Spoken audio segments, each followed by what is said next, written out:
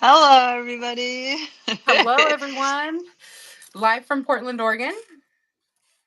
And I'm live from Maine. We're here to talk about some different topics that we really love and find interesting.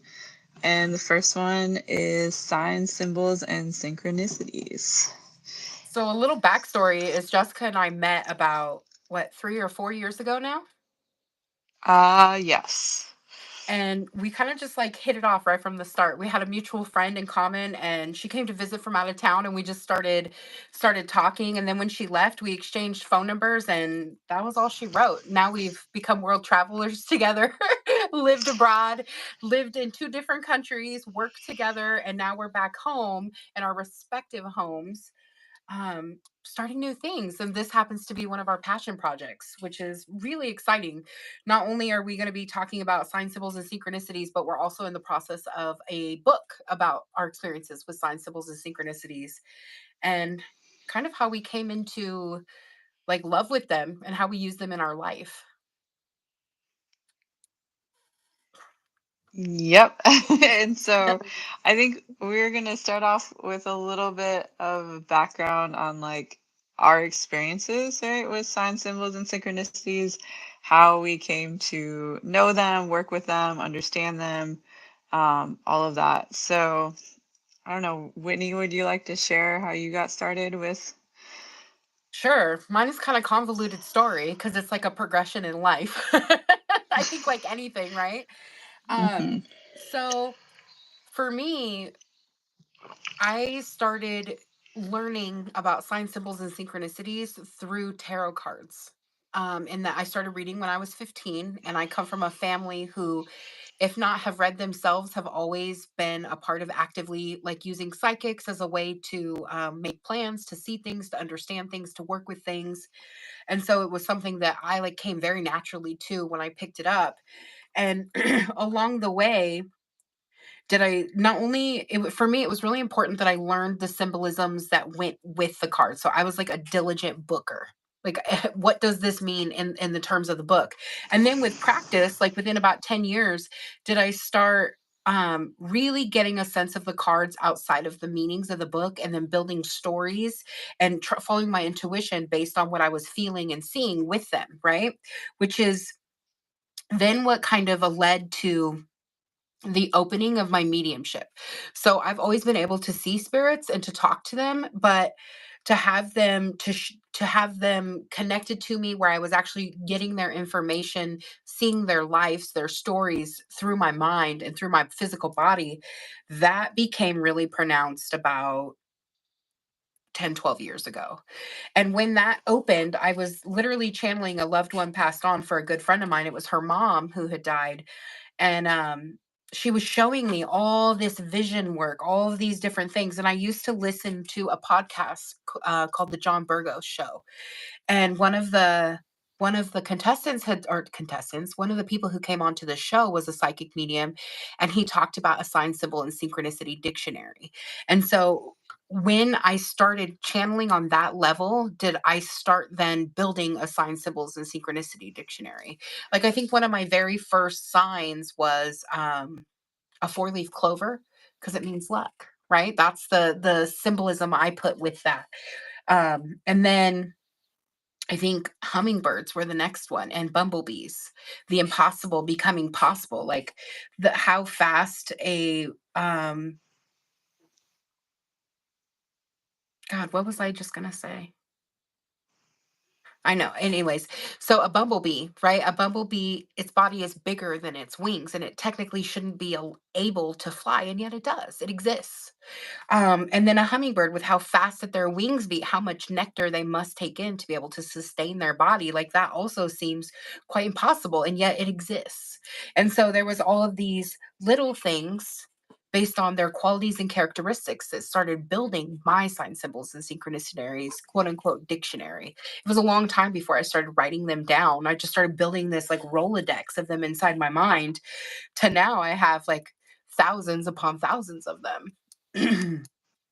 And so that's a little on my intro into sign symbols and synchronicities. And for you? For me, it started with dreams. I have always had very vivid dreams or interesting dreams, and sometimes, you wake up and you're like, oh, I get it. That's just a fear playing out, or your daily life. It's like, going through learning, understanding what was happening, playing out. And other times you wake up and you're like, whoa, that was a wild dream. Like, what does that mean? And so I started talking to a friend because we would both share our dreams with each other and kind of wonder about what the meaning was, what, like the teeth falling out is a very common dream, right, that people have. So what does that mean? And there's all these different versions of what that can mean.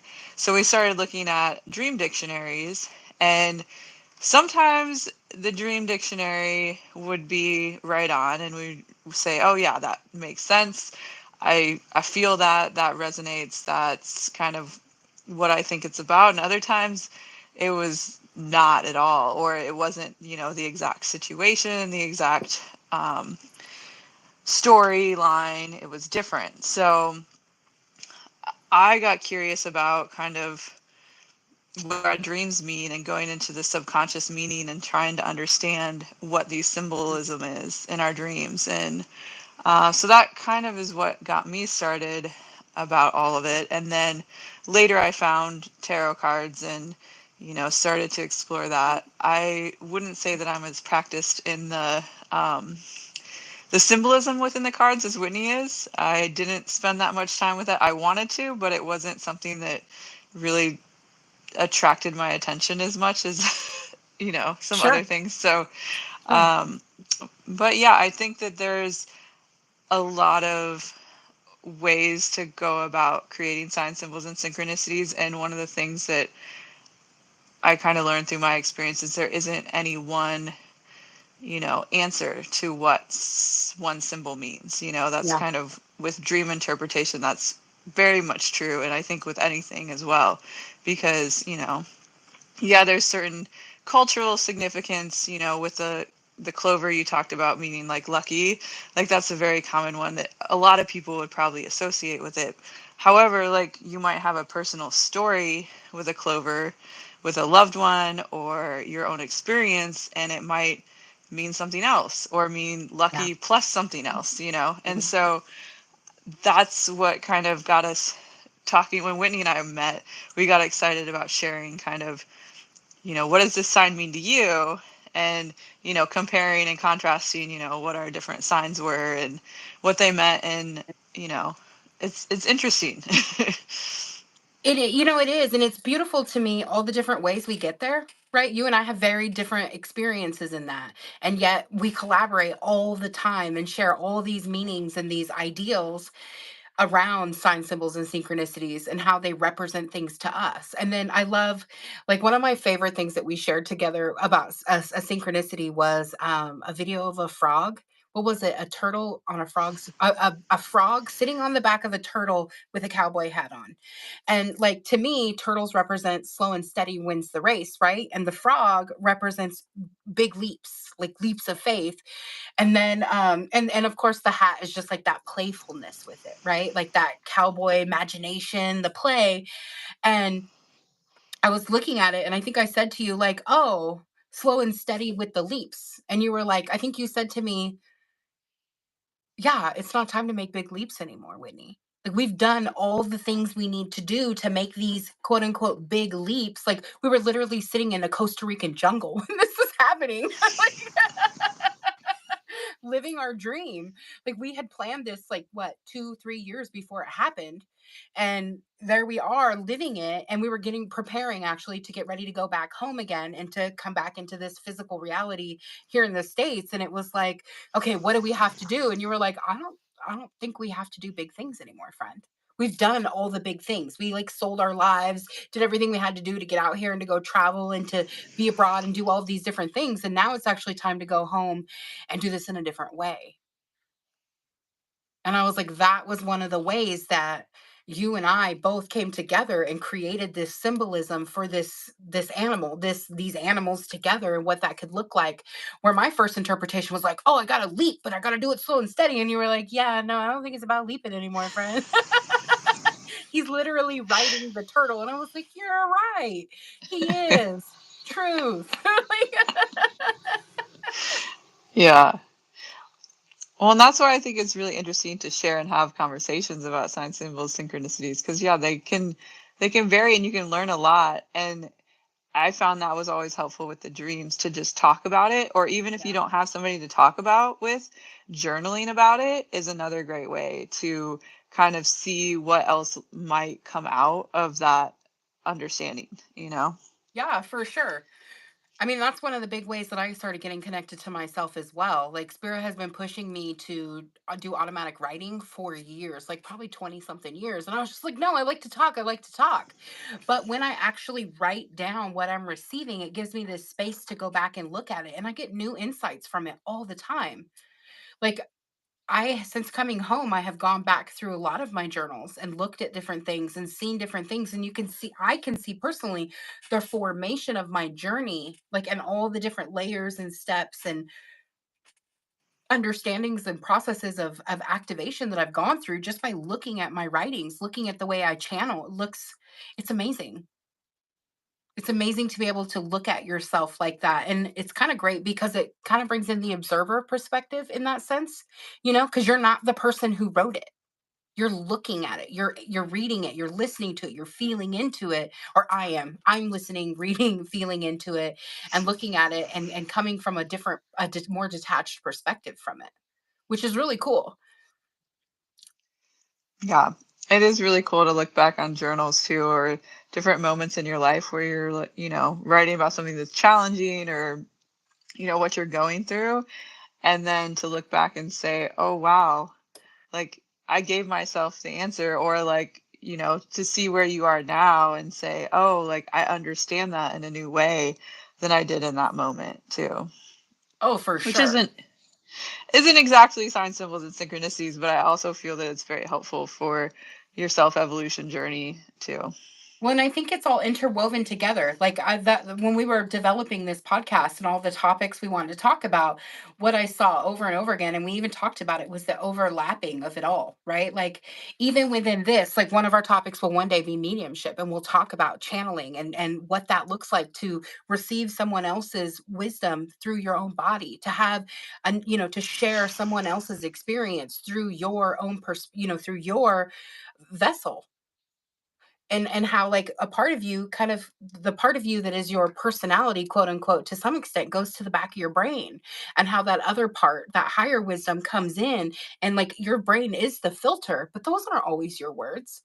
Like, as a practicing psychic medium, I can't tell you how many times, literally almost every single session, where my clients like, oh my god, you how did you know that? What you that word, like, that phrase, that way of saying it, or the tone, or whatever, that's was my person. Because that part of the Whitney part of me, in that sense, goes to the back, so that the rest of it can flow through me, and I can just be the voice for the spirit or the entity that has that communication to share. And so it's this is all intertwined together. It's just a process of becoming, really, and of allowing the different levels of expression within self. Yeah. So as you're talking about channeling, I feel this is a good place to kind of talk about, where do signs, symbols, synchronicities come from? Like who is communicating with you and how do you know? I mean, I think that's a great question. And so that was one of the big reasons why I created the Sign Symbols and Synchronicities dictionary for myself, because I didn't know. Up until about 8 years ago, I was still learning what that looked like. I mean, and even to this day, sometimes do I still not have a representation for the spirit talking to me. But um, I know I've learned very well, when it's not mine, my ego will question it. Where did this, what is that, why is this, what about that, wait, no, we're not doing that, like. And so, like, that is one of my biggest indicators when the information isn't mine. And so, whether that looks like a physical person talking and telepathy happening, or that looks like a spirit talking to me, when it is information that is not coming from within me, my ego has something to say about it instantly.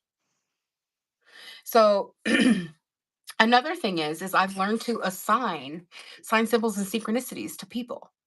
So one of the partnerships that I had, I assigned that person's birthday to them. Certain signs of colors because those are their favorite colors, certain animals because those are their favorite animals. And so when those animals, those numbers, those colors come to me, or a song, and songs are great too for that. Um or even like I was laughingly saying today, I was talking about suffering and how somebody had taught me, like they had originally told me that, oh, suffering is beautiful. And I was like, F you, suffering is not beautiful. It is uncomfortable. It is gross. And like today, I'm over here talking about, oh, it's beautiful. Suffering can be beautiful, and how the pain sets you free and makes you vulnerable and opens your heart. And so, like, those are representations to me of that person and the wisdom and the knowledge that I've learned from that person. Right. And so, also, how easy is it to connect?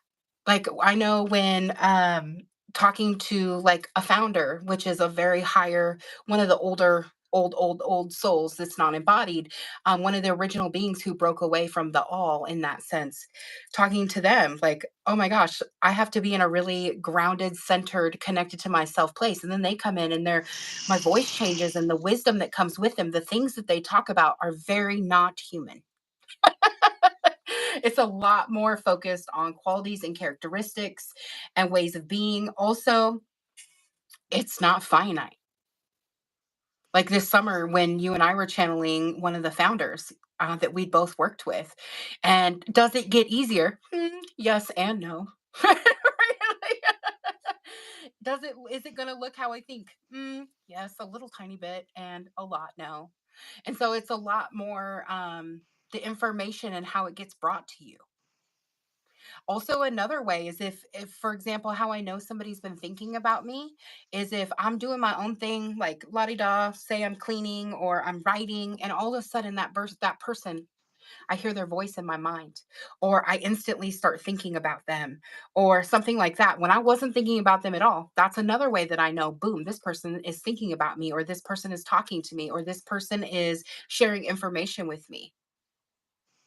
And so, I mean, it's kind of intricate and yet not at the same time. It's really simple. Simple in the sense that if it's not mine, my ego questions it. If I'm not thinking about that information or that person, and then boom, it's in my mind, then that's somebody bringing me something. Also, so one of the symbolisms for receiving information from spirit is I tell them, light it up like the 4th of July for me. Make it so clear it smacks me in the head. Like literally an epiphany, like a lightning shock coming into the top of my mind and showing me something. And so like when I'm really wanting an answer, and really not really wanting, but when I'm curious and I'm asking for clarity, those are the kinds of things I say to spirit. Hey spirit, light this up like the 4th of July. Like, hey spirit, what is this about? What is going on with this energy? Can you tell me a little about that?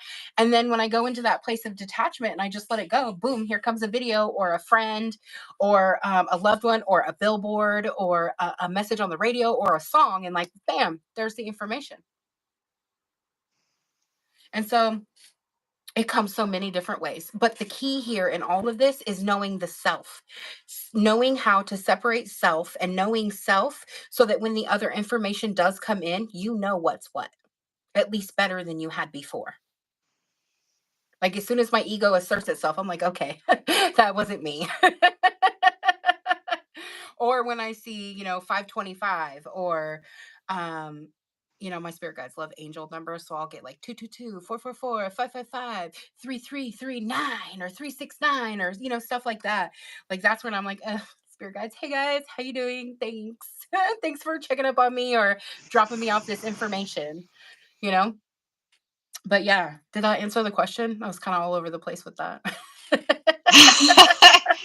Yeah, it was I feel that the question is mostly answered, but it was kind of like there's different points that you addressed in there that are Mhm. like more than the question, and then also, so I just want to bring, or talk about a couple things real quick, because one of the things you mentioned was that you assigned like a symbol with certain people. So Mm-hmm. a lot of times, you hear about people communicating with loved ones that have passed on. Mm-hmm. And so a lot of times you have a symbol for that. And so, a lot of times people see like birds or cardinals, or you hear a sound, or maybe you hear their Yeah. voice, and that's, Smell their you have smell. a, yeah, there's lots of ways that that can come through. But I think too, one of the ways that you know that that's them is that, like you said, that's what you think of when you see this sign or have this experience, right? That's the first thing that pops into your head. It's not like you're thinking about them and then you see something, I mean, that Yeah, can happen too. it And that can. can be a sign in itself, right? If you're thinking about someone and then you see this sign that is what you associate with them, that could be them confirming, right? And Correct. so then that just strengthens that sign and that association with that person, so that if you see it again when you're not thinking about them, you're like, oh, they're there still, or they Oh have a yeah. message for me. Um, Another thing I wanted to address too, I guess, is that yes, sometimes you can get signs, symbols, and synchronicities that are from, yeah, your guides or even your own higher self. Yeah. And so when that happens, I don't feel that the ego questions it as much. Do you find that that's true or I no? think it depends on how strong your ego is, right? And Yeah. how at peace you are and connected to yourself, because mine does check in even when it's the higher self. If Yeah. especially if it's something that I've got a wound around, or something that I'm still scared of, or like again with the wounding, right? When the ego has a fear there, because that's what the ego is about. It's your warrior, it's your protector aspect. Its whole job is to protect you. And so I notice, particularly, do I have pushback from the ego when there is a wound with whatever it is that's being communicated. And so, have I learned how to work with that better and how to integrate my ego more? Definitely. Definitely. But and sometimes it doesn't even bring my ego up at all when it's something I like, or something I'm interested in, or something I don't have fear or worry about. But other times my ego will totally be engaged. Like Hmm. for example, I was doing some writing out on my deck, and there was an extra little round table to bring out. And I was like, ugh. And I saw in my mind me taking that table outside. And instantly my ego was like, oh, but that's so much work. That's so extra. Do I really need to do that? And and then I paused because I was like, oh, hello, my ego, right? Like it's like going 30 minutes to go get your favorite burrito when you could just go 10 minutes to go get the burrito that's I.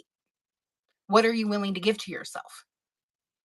And the higher self is saying, you love that burrito that's 30 minutes away. It's your favorite burrito. That would just like make your best life moment right there. You'd be living your best life in that moment. But am I being lazy? Do I want to get up? Do I have the energy for that? Am I willing to push myself out of my comfort zone? And if I'm not, then I'm going to settle for that burrito that's it's it's a burrito. You know what I'm saying? And so in the Yeah. situation with the table, because I paused and I was like, that table would really make it easier. It's like perfect level. I could write and not have to worry about it. Because I paused, I then did the work to take the extra table outside. But Hmm. would I always do that? No. A lot of times I would settle for the meh burrito rather than going the 30 minutes outside because of my comfort zone. And so I think there's And a lot because of it's habit too, right? To listen to that voice, right? correct.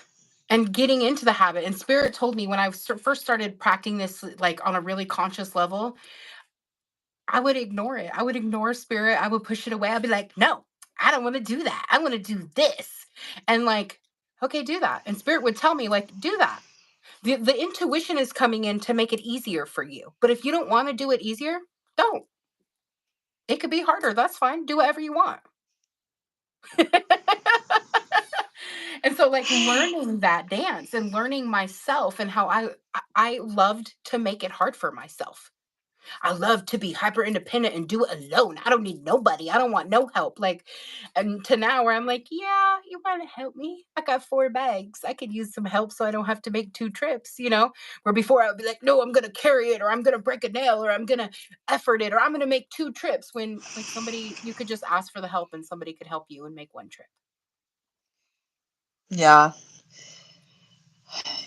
I think that's, a lot of that You're so cute. differentiation. What? I said, you're so the, cute. Your face. um, it takes that awareness of self and also awareness of what's going on in your head, those voices that are constantly there and what they're telling you. And another good way to know is like the feeling, right? So following the emotional cues. So if something feels really good and excites you, and then that voice comes in and is like, no, no, no, no, no, talks you down and da. That's usually the ego, right? That's like knocking you down or stealing that joy away. Where, if you would follow that joy, that's that intuitive voice or the higher self or your guides or whatever that's like pushing you to that thing that'll bring you happiness and to bring you more into wholeness and, enjoy your life, like getting that burrito, right? Getting the amazing burrito over the crappy burrito that's Well, I like, mean, yeah, right? Or doing that, like the table, that was an extra, I don't know, 60 seconds of work. Let's top it up at 2 minutes because I had to rearrange some stuff to bring it through. But like the ease that I experienced with the table and writing and not having to do the weird, like I'm left-handed and I write sideways. So it's like all these little things, right? And like just that convenience in the end for myself, the extra 2 minutes of work was worth the 25 minutes of convenience that I experienced, rather than if I would have not done that, that I'd have been sitting with a table lower than me. It'd have been weird writing. My handwriting wouldn't have looked as nice because I was struggling more to write. Like all those little things. Just noticing. I think you landed on it so key when you said it's noticing yourself, your habits, your patterns, your way of being. Like know thyself is the key of all of this. Know thyself. How do I move? What do I like? What don't I like? How do I like to receive information? How don't I like to receive information? How do I like to move? How don't I like to move? Like all those things, they matter. They matter. And I think that we've been taught that they don't matter, and so we don't pay attention to them very much. And it's actually this habit of like paying more attention to yourself and what you like and how you like to move and how you don't like to move that creates the inways, the roads in to the self again. when acknowledging when you make that choice, where you bring the table out and you acknowledge like, hey, that did take a little extra effort, but it was worth it for all of those reasons, right? Whereas sometimes if you're not acknowledging that, then you're not realizing the difference and, able to say next time, oh, maybe I will listen to that voice because it really did help me in the long run. Yeah, for sure. For sure. I mean, I always call it surrender mode when I'm in that mode. It's like a yes day where I'm just saying yes to myself and I'm just following the intuitive nudges everywhere I go and how much fun I actually end up having in that day. Like, I think that a yes day should be instituted often and regularly. Indulge yourself, pleasure yourself, right? Like a yes day where what I used to do, one of my favorite things after I had my grand awakening was I would get up and get dressed and I would just go outside and go follow the intuitive nudges where it is, whether it's walking, smelling a flower, eating a fruit, getting an ice cream, looking at a shop, reading a book, like it going and touching a tree, like I would have such an amazing day because there was no resistance to being me. And then when the resistance came up, right? Like, oh, I wanted to earth, like to walk with no shoes on, I lived in the city and it was gross. So I didn't want to do that. And so then I somehow wound up on this street that wasn't gross and it was like beautiful and there was like all these soft petals all over the ground from this tree and I took off my shoes and I just walked through the petals. But I wrestled with that for like 3 fucking blocks because I was just like, "Oh, there's rocks on the ground at my feet and like there's drug paraphernalia about and like I don't want to step on something. I also don't like bugs and don't like being dirty." And so like, and then I just like I mean that's human. That's where I was at. And I just rounded this corner and there was like a whole sidewalk full of these petals of flowers and I was like, "Oh, okay. I can do that." And I gave it to myself. But I fought with myself for at least 3 blocks cuz I was just like, "Mm-mm, no. We're not doing that. It's gross." Or it's dangerous, right? And insert whatever that is. That's the same dance for the 30-minute burrito. Just 30-minute burritos version. Oh, it's so far. What if there's traffic? Oh, this place is so good, so there's usually a long line. Like blah blah blah blah blah. Do you really want that burrito? How bad do you want it? Is it delicious? Is it gonna make your night? Are you gonna feel so satisfied? Go have the freaking burrito.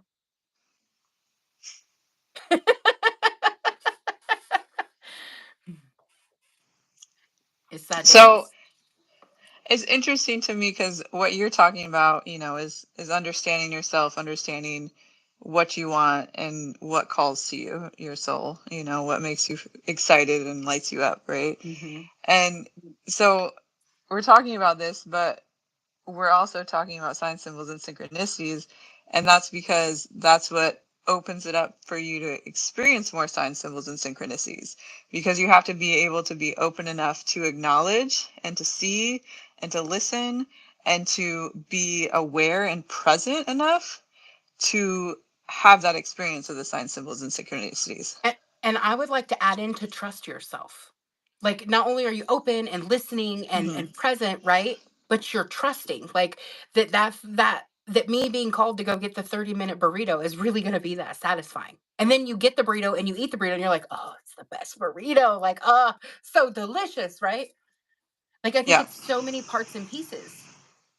And yet it's so simple.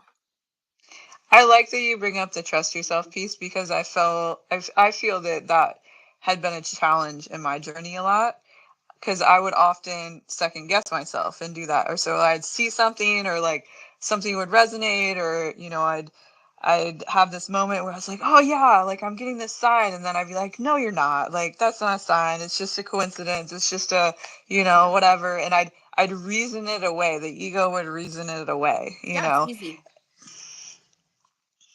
It's so easy to So do, my friend. So yeah, it's just, we all have these experiences, and the only way that you get better and like have more of those moments, right, is that you keep practicing and you keep going, even though, you might miss it 100,000 times or whatever. When you get it that one time, acknowledge that. It reminds me of, and I hope it's okay that I share this story. When you were getting ready to go to Guatemala in the first place, and you were like, huh, I don't know. I don't know what to do. I don't know what I should do. And we were like, we had this conversation. We were like, okay, Jess, what are your signs? If this is really meant to be, pick colors, pick numbers, pick the things, and let spirit reflect them back to you if that's the path. Because when we go into that panic space, it's like it's hard to see the path because we're caught up in all the other extra, the practical stuff, right? Like the 10-minute burrito versus the 30-minute burrito, right? It's practical to get the 10-minute burrito, but is it satisfying? And so, like, in that instance, laying down the sign symbols and synchronicities, being like, okay, universe, if going to, let's say you want to go on vacation, right? You want to go travel like we did. And you say, okay, universe, if this is for me, if this is really meant for me and this is going to bring me joy and be like living my best life vibes, I want to see butterflies, I want to see rainbows, I want to see pink, purple, and blue, I want to see 555, I want to see peacocks. Like I used to, particularly when I first started, I would pick the most random hard things because I wanted to be really sure spirit was talking to me, right? I think one of my first big groups of sign symbols and synchronicities was 5 white cars in a row. If it's really a miracle, if a miracle is really coming for me, I want to see 5 white cars in a row. And the first time I saw that, I was like, oh my God, it's for me. Oh my God, this is amazing. Now where I'll see like a whole parking lot full of white cars, I'm like, oh, something really good is coming, you know? And so like it's assigning, using the sign symbols and synchronicities as a way to reflect back that that is alignment to me. The call and response game of the mirror with the universe. The whole, make this whole realm that we're in is nothing but a mirror. Now, is it like a funhouse mirror? Most definitely. Most definitely is it that. But I can't tell you a million trillion times how many times I've used sign symbols and synchronicities to guide the way. And every single time it comes through, every single time. And I think the more or less resistance you have will bring it faster or slower.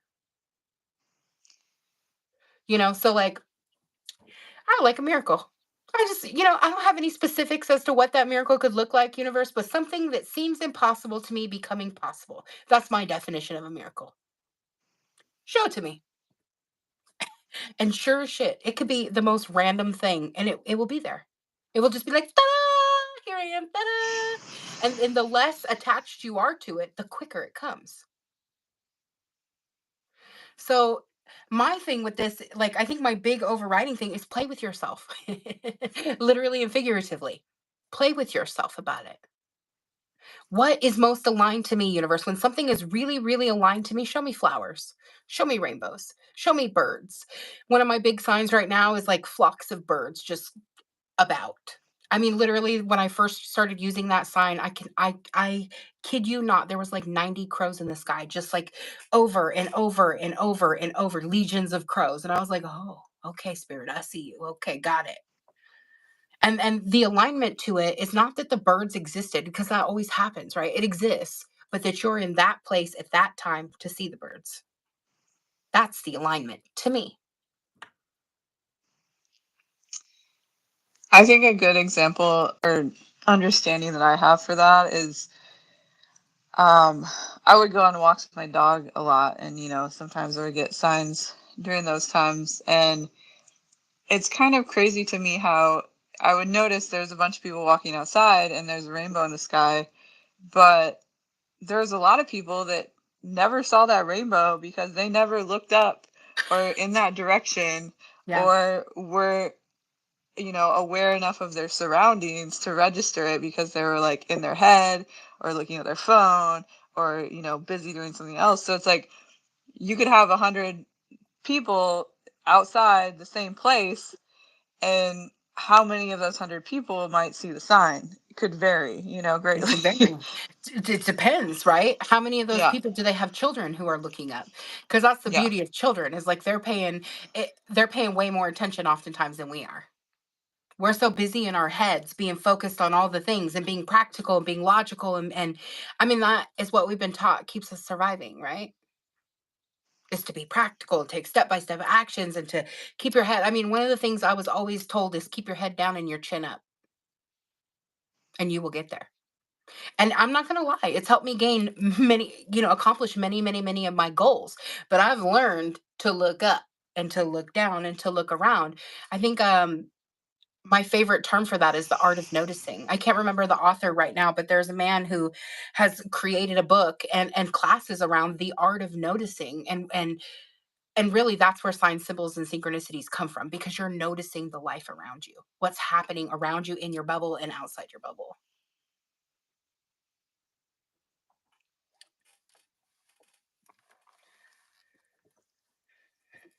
I feel like intuition and inner knowing and this connection is an inside job.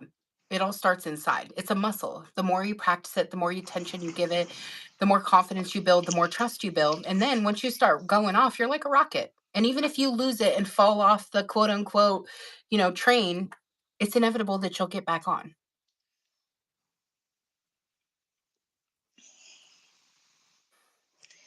And they're always there for you, and it'll always keep coming back, whether you listen or not.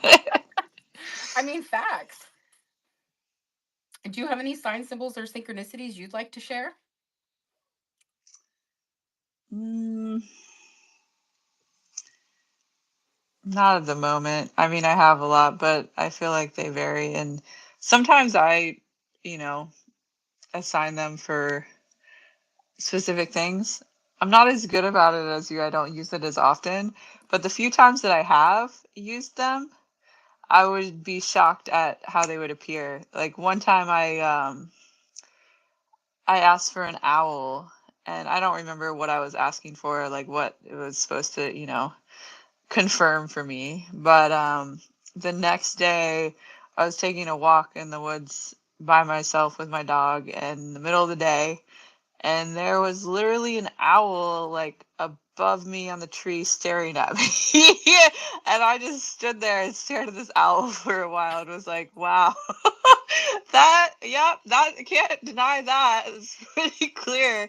And I mean, how often in my life do I see owls? Not super often. I've seen them a few times, but not like that close in the daylight, just staring at me. I mean, I think that's the beauty of it. I think for me too, that's why I started with like being like making the signs hard, right? Because I really wanted to know that I was communicating with spirit. Like I wanted random things, things that I didn't see all the time, things I didn't know. So that like I used to tell spirit, smack me in the face with it, spirit, like literally don't hurt me. I don't like pain. But like make it so glaringly clear that I'm just like, oh, for me. Thanks. Like Yeah. Um, and so another thing too with the sign symbols, synchronicities. You know what? I just lost what I was gonna say, but it's gone. Obviously not important. Anyways, it is interesting to compare like what your sign symbol synchronicities mean. I know in the book that we're working on, that's one of the things that we're going to do is kind of share some of our common signs and symbols and what they mean. I know a lot of people wonder about like number synchronicities, and we're probably going to do another podcast about all of that because Whitney has a lot of great information about her number combinations. And I remember sometimes when I first started hearing about him, and she would just spout off these numbers and be like, "Oh," I'm like, "How do you like? What does that mean?" And you're like, "Well, it means this and this and this and this is why, and this is means this number and this is close to this one, and then this one combined with this one means this," and I'm just like, I don't know. But like we all have our own ways and our own different symbols. Like some people use numbers primarily, some people use dreams primarily, some people, it's animals only. Some people it's all the ways, There's so many different ways to receive this information. So be open to like whatever works for you.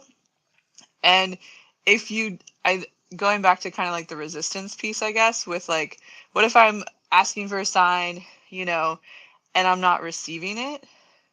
So there's a few reasons why that can happen, right? And so like it can be the resistance. It can also be like holding on too tightly to it.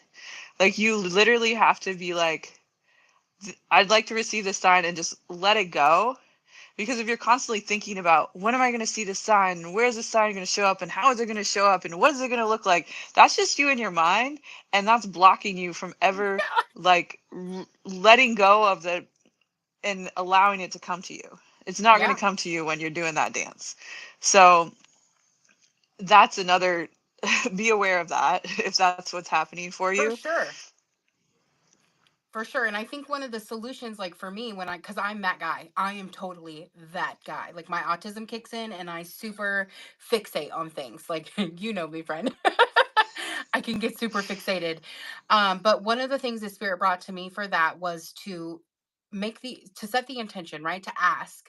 And then to accept that it's coming, it's yours, and then to go play or to go do something, go wash the laundry, go do the dishes, go do some homework or go watch a movie or go out and walk in the sunshine or in the rain or whatever that looks like so you can detach from it. Because the moment you can let it go and detach, you completely open the space for the messages to come in.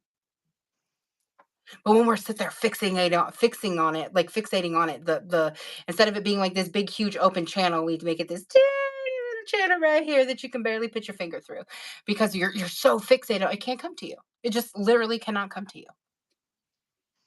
Another part of that too, I think, is like controlling what it looks like completely. That's so key. Because I know this happens with, I mean, manifesting and like what you're putting out there. If you have too tight of a vision on what that is and you're trying to control how it comes to you, what it looks like. Because I know one of the things with signs, if you pick a really crazy sign, right, that is pretty rare and you might not see in your environment very often, like you have to be open to it showing up in a lot of strange ways, like on an So true. advertisement, on the computer, like in your like you can't say this is the only way I'm allowed to receive this sign. No, I mean, it's funny that you bring that up because one of the ways I actually, a couple of years ago, the spirit and I did it was through an app. And this app would send me these random messages all the time. And it was actually my spirit guides using the app as a way to communicate with me, you know? And so at first I was just like, why would I do that? This app is weird. And spirit's like, just try it. Will you just take a leap for me and just try it. And I'm like, fine. But then in the long run, it became this great partnership. And I would get all these like wonderful messages that would confirm. I mean, and good in the sense that it was what I needed in the moment all the time. Go this way, don't go that way. Focus on being funny, like laugh, enjoy. Hey, Whitney, go do your laundry. Like different things like that. Cause I was working and I was so caught up in my mind while going through this spiritual awakening that like that little play piece coming in and using an app that I have no attachment to created this giant space for spirit to bring information in for me. Cause I wasn't attached to it. I could have cared less about it. And then, because of that, it's like a huge 5-lane highway on both sides. Like, come on in. Like, All right, friend. Well, are there any last kind of things you would like to share about sign symbols, synchronicities, and we didn't really talk about qualities and characteristics, which for me was a huge way that spirit started showing me energy. They used animals, numbers, colors as ways to represent energy. And so I think we can go into that again on another podcast, but I wanted to say that because it was one of the biggest ways that I started getting connected to energy, is knowing energy through animals, through colors, through numbers. Everything has a frequency and a vibration. And so start aligning things and manifesting things through qualities and characteristics, not based on a certain person or a certain outcome. The way you were talking about, like when you are trying to control it so strongly. What you can control is the qualities and characteristics, how you want it to embody. You can control that by manifesting and aligning that through qualities and characteristics. What you can't control is someone else's free will. And so be very open, like Jessica was saying, be very open to how you can receive it. The more open you are, the more channels there are for you to receive it. And so that to me is the goal, is to be wide open and to receive information and experiences in a lot of different ways. And the way that you can calibrate that or quote unquote control it is by being precise on the type of energy you would like to receive, the way you would like it to be, to embody. so when you talk about that, just to clarify, you're talking about like how it will feel, like Yes. specific, I think we talked about a little bit when you were wanting to manifest a place to live, like what it might have, and so it's not focusing on like, I want this one house that I saw on the screen, that I found on the internet. It's like, I would like these qualities, characteristics, Yeah. these components of it, and it can be that house, or it could be another house, or it could be, Correct. so Correct. You totally hit that right on the head. Like you're very right in that, right? Just you could say like if I see a house, I'm like, universe, just like that. You see that? But my version. Right? Like my version. And I like and then you want to go into to milk the qualities and characteristics that you like. Like, oh, this house has big, beautiful windows. I love big, beautiful windows. Oh, I gotta have a good bathtub. Right? Like whatever those things are for you. I love stone and stone all throughout. So like I had an apartment before that had tile floors and it was stone and tile all throughout, marble countertops, all that. And so like be specific about the qualities and characteristics in that sense, how it will embody, how it will feel, how it will look to a certain degree. Now, I wasn't specific about colors in that sense. I didn't care what colors the walls were. It happened to be green. But I was specific in that I wanted it to have stone throughout and I wanted it to have ample space and a beautiful kitchen, and it had all those things. I manifested that for myself. Funny thing about that place was it had 8 doors but no windows. And so like I didn't specifically say about windows, but I did say I wanted it to have light and I wanted it to be in the city and I wanted it to be a cute apartment. It was all those things.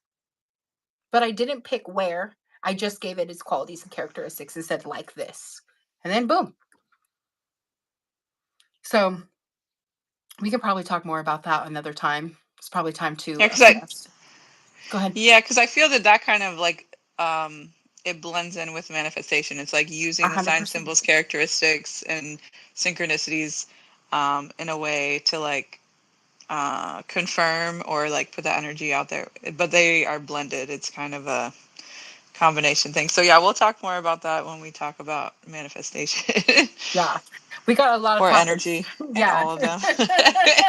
So yeah, this was fun, and yeah, I guess sign off for now.